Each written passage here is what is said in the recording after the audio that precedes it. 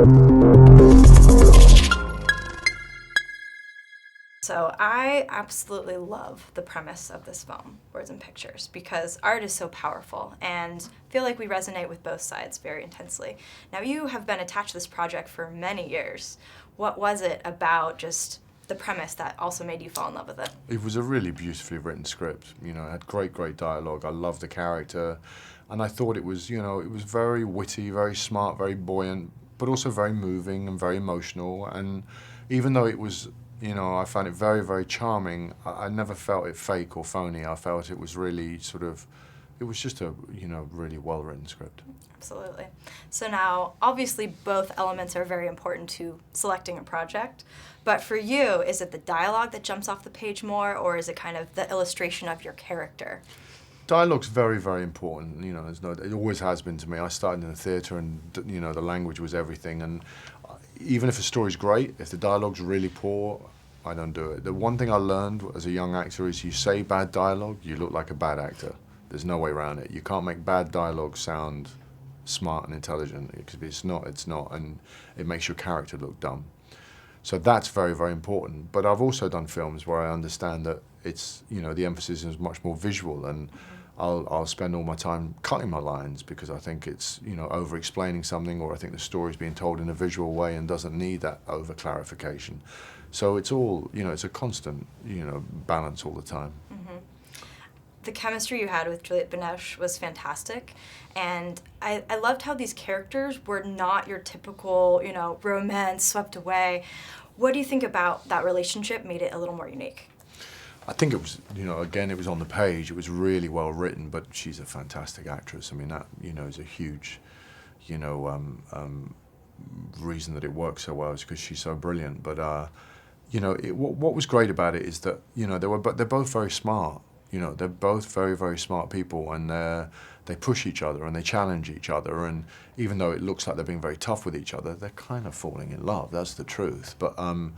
But it's done in such a sort of witty, lively way. Now, she described your acting with you as pure gold. How would you describe her kind of collaborative style?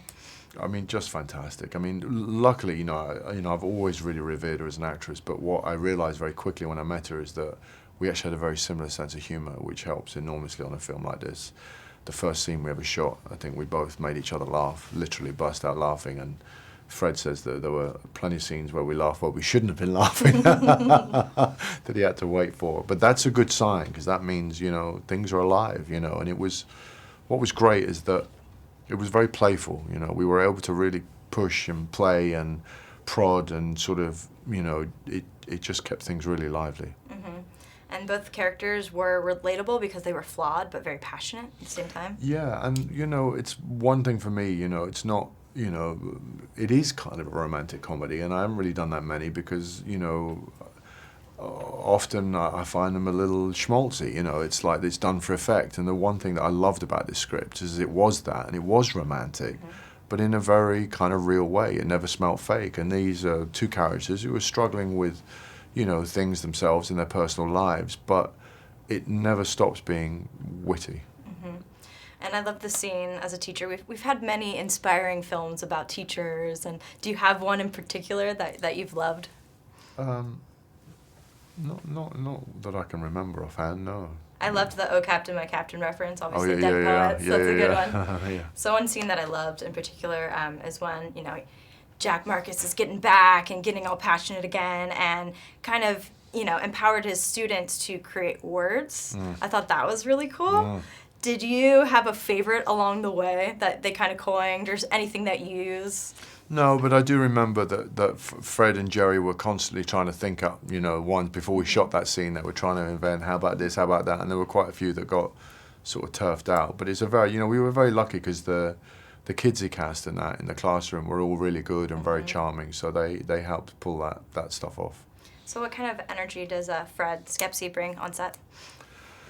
What's great about Fred is he genuinely loves actors and he loves what they do, and he kind of frames the whole thing around that. And it's always a great thing for an actor when you feel that the work you're doing is being, you know, looked after and treasured. And his whole thing is about performance. That's the reality. And he puts the camera where he thinks it captures the performance best, and you know, is very good for us, because it makes you feel like the work you're doing is going to be, you know, it's going to resonate. Mm-hmm. So this wholeheartedly inspired me after I saw it, because of this whole thing, because I am an artist and a writer as well. So I think it's going to speak to a lot of people on the different platforms. And it got me thinking about different pieces that have kind of influenced me along the way. What is one of the last films, art pieces, anything that really kind of hit you in the heart?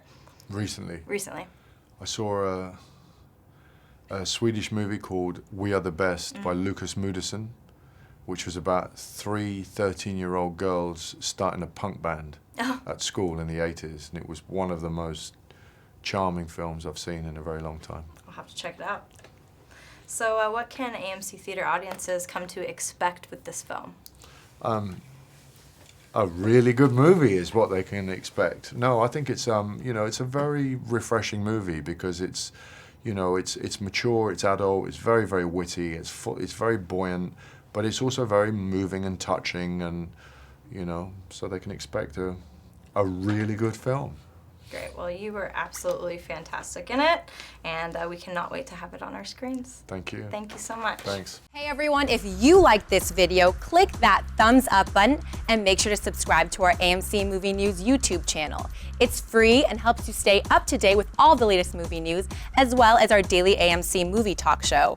Also, make sure that you follow us on Facebook and Twitter to stay up to date with all of our special promotions, contests, and prize giveaways.